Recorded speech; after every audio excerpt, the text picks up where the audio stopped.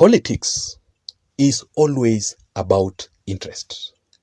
Now, this is exactly what is happening now between President William Ruto and the Chief Cabinet Secretary, Honorable Musalia Mudavadi, in government.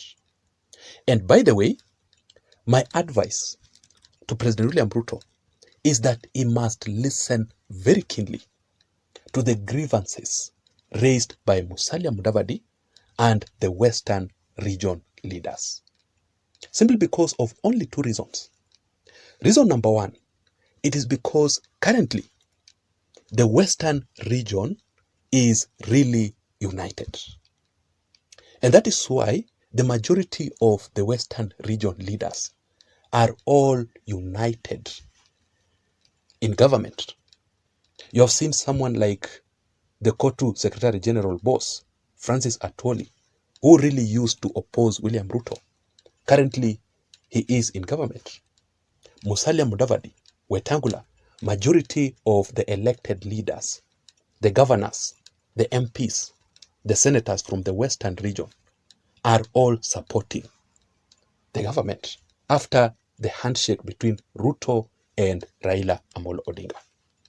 In fact, the only leaders who are still in the opposition, leaders from the Western region, we have only Eugene Wamalwa and Cleophas Malala.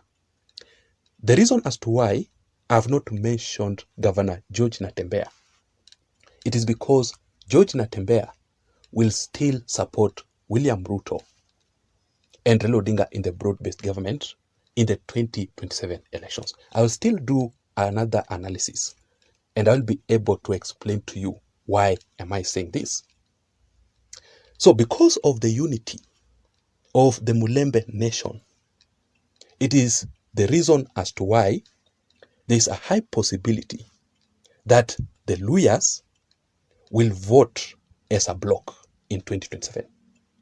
Previously, we have seen the Western region really divided. A good example is the previous 2022 general elections, whereby some leaders, some parts of the region voted for Raila Odinga, while other parts voted for President William Ruto, Musalia Mudavadi, and Wetangula. But this time round, if Raila Odinga will not be in the ballot in 2027 elections, then William Ruto must do everything possible to convince the Luyas to vote for him and not Kalonzo Musyoka and Rigathi Gachagua. So that is the first reason. The second reason as to why William Ruto must listen very keenly to Mudavadi and the Western region leaders, it is because there is no broad-based government without Mudavadi. Mudavadi must be the first priority of William Ruto. Remember that Musalia Mudavadi and Wetangula made William Ruto to be the president. If Mudavadi and Wetangula had supported Raila Odinga previously, Raila Odinga would be the president currently. So, because Musalia Mudavadi is the one who formed the Kenya Kwanza Alliance through the earthquake, do you still remember? And he made Ruto to be the president. So Ruto must listen keenly to Mudavadi and Wetangula. So let me give you the inside story of what is really happening. Remember, my name is Jason. So if you are joining me for the first time, if you are listening to me and you haven't subscribed, I want you to remember to subscribe so that next time when I produce another video like this one, YouTube will automatically send you the notifications, meaning you will not miss another video that I post in this channel. Thank you so much for your support. So let us proceed, and I just want to be very brief, so follow this analysis to the end. I want us to begin right from here.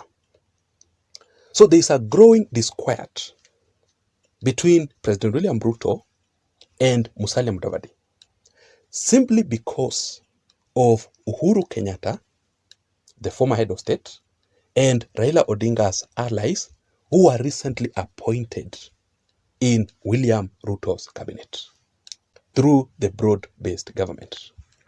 Musalia Mudavadi and the Western region were left out in the cold by President William Ruto. only two leaders, two, were appointed from the entire Western region. We have Wycliffe Oparanya, who is the CS for MSMEs. And remember that Oparanya was nominated by Raila Odinga in ODM. Basically, without Raila Odinga, Wycliffe Oparanya would not have been appointed by William Ruto. Then we have Deborah Baraza, who is currently the CS for Health. So only two from the entire Western region. Raila Odinga acquired 4 cabinet slots in Ruto's government, right? The former head of state, Uhuru Muigai Kenyatta, also acquired a total of 4 cabinet slots in Ruto's government. And remember that these two leaders here, Uhuru and Raila Amolo Odinga, never supported William Ruto in the previous elections like the way Mudavadi and Wetangula supported William Ruto. Yet currently, Raila Odinga and Uhuru Kenyatta are the ones who are enjoying the biggest share in Ruto's government compared to Musalia Mudavadi, Moses Wetangula, and the Western region. So that is the beginning of all these problems between Ruto and Mudavadi and the Western region. So Mudavadi is really complaining. Musalia Mudavadi is not happy. According to Musalia Mudavadi, the Western region is a casualty in the broad-based government. The Western region is the casualty in the political deals between President William Ruto, Uhuru Kenyatta, and Raila Odinga. According to this statement here, it says, in the pre-elections agreement, President William Ruto committed to give Musalia Mudavadi and Moses Wetangula a 30% share of government, including cabinet secretaries, who must be 30% in the entire cabinet of William Ruto, yet they only have 2 cabinet slots. Is that 30%? The principal secretaries appointed by William Ruto, the ambassadors, the state corporations, chairpersons, but up to date, William Ruto has not fulfilled his promise, despite receiving over 2 million votes in Western region. So what has exactly triggered the fallout between Mudavadi and William Ruto in government? It is the political deal between Ruto, Raila Odinga, and Uhuru Kenyatta in the broad-based government. So what is the action here? Musalia Mudavadi, and I'll read for you the statement. Musalia Mudavadi and Wetangula have already mobilized the Western region leaders, including those in the opposition side, who are currently criticizing President William Ruto for that matter. According to this statement here from the Standard e-paper, it says that the DAP Kenya party leader, Eugene Wamalwa, the Vihiga Senator Godfrey Osotsi, former UDA Secretary General Cleophas Malala, and Governor George Natembeya have criticized William Ruto's administration's approach to the region. That is why I told you at the beginning of this video that the Western region currently is really united ahead of the 2027 elections, because I think they have come to understand the importance of unity as a region. But the reasons here as to why President William Ruto sidelined Musalia Mudavadi and the Western region in the broad-based government, and Ruto decided to give Raila Odinga and Uhuru Kenyatta the first priority, the biggest share in this broad-based government, it is because, first of all, Musalia Mudavadi's agreement to dissolve his Amani National Congress Party to join William Ruto's UDA.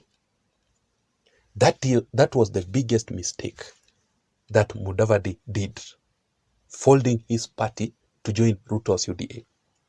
That decision made by Musalia Mudavadi it actually reduced Musalia Mudavadi's negotiation powers with William Ruto, because Mudavadi and the Western region are currently part of UDA. This statement here says that Musalia Mudavadi's decision to dissolve his Amani National Congress Party to join Ruto's UDA has sparked concerns among ANC supporters. Political analysts suggest that Mudavadi may regret this move, as William Ruto appears to be more focused, forging alliances with Raila Odinga and Uhuru Kenyatta. So that is why Musalia Mudavadi and the Western region are left out in the cold, because of Musalia Mudavadi's decision to fold his ANC party to join Ruto's UDA. That is the first reason. The second reason here, remember, politics is always about numbers. The question has always been, what exactly are you bringing on the table? So Raila Odinga, yes, it's true that he has acquired 4 cabinet slots in Ruto's government. But when you look at Raila Odinga, Raila has numbers. William Ruto is sure that Raila Odinga can bring more than 6 million votes from his side. Uhuru Kenyatta also has numbers compared to Mudavadi. That is the real reason as to why William Ruto gave Musalia Mudavadi and Wetangula only 30% of his government, because of the numbers that they brought in the previous elections to Ruto's government. So unless this time round Musalia Mudavadi and Wetangula will improve, that is the only way William Ruto will expand or will improve, will increase their share in government. Number 3, which is also very important, Raila Amolo Odinga and the former head of state Uhuru Muigai Kenyatta are very, very important leaders to William Ruto in this broad-based government. Why am I saying this? First of all, William Ruto needs Raila Odinga's strongholds to win in 2027, especially now that William Ruto is no longer seeking support, that much support from the Mount Kenya region. The Kikuyus this time round will not vote for William Ruto massively like the way they did in the previous 2022 elections because of Rigathi Gachagua's impeachment. So Ruto only needs Uhuru Kenyatta to secure a certain percentage of votes from the mountain. But this time round, Kikuyus are not really with William Ruto.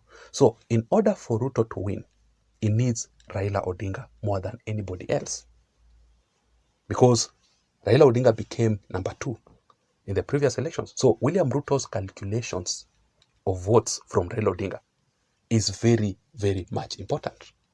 If William Ruto has Raila Odinga on his side, William Ruto is sure that Raila Odinga's strongholds like the Nyanza, the Western region, the Coastal region, and other parts will actually support his presidential bid in 2027. So I want us to wait and see how things will play out. But if William Ruto is not careful with Mudavadi and the Western region leaders, then Mudavadi might decide to exit from government, resign from that position, and also to run for presidential bid or to support Kalonzo Musyoka. That combination might actually stress William Ruto so badly in 2027. I want to know your thoughts. I want to know what you think. Just write your comment down below. I'll go through those comments. Remember, my name is Jason. Please don't forget to subscribe to this channel for more political updates. Let me see you again in my next video analysis. Bye-bye and have a good night. Thank you.